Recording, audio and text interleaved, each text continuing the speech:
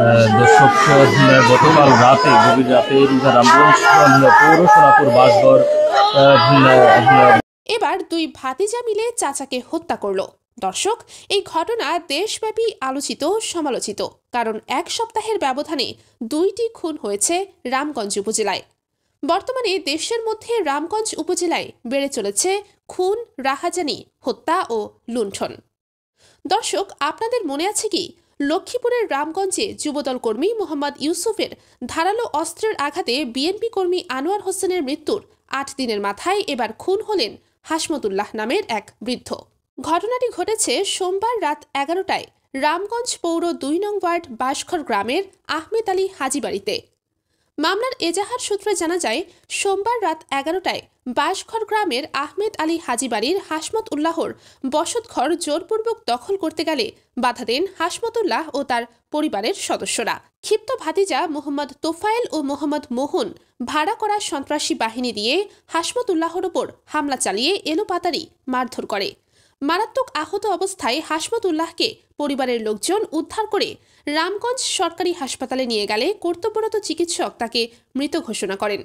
ঘটনার পরপরই তোফায়েল আহমেদ ও মোহন আত্মগোপনে চলে যায়। উত্তেজিত জনতা আজ মঙ্গলবার সকালে তোফায়েল ও মোহনের বসত ঘর থেকে আসবাবপত্র বের করে আগুন লাগিয়ে দেয়।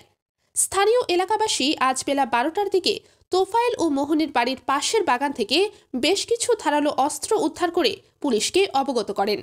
রামগঞ্জ থানার অফিসার ইনচার্জ মোহাম্মদ আব্দুল বাড়ি জানান, পুলিশ লাশ উদ্ধার করে ময়নাতদন্তের জন্য লক্ষ্মীপুর সদর হসপিটাল মর্গে প্রেরণ করেছে। এ ঘটনায় মামলা প্রক্রিয়াধীন, তদন্ত চলছে।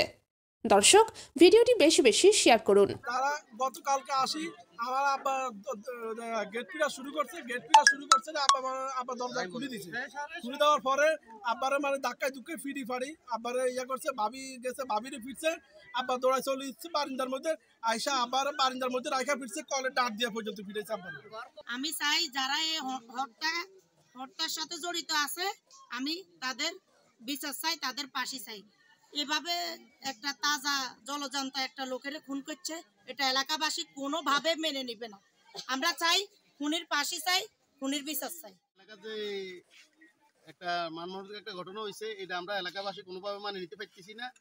এটার আমরা সুস্থ ভালো একটা বিচার চাই, কারণ এই ধরনের ঘটনা আর কোনো সময় না হয়।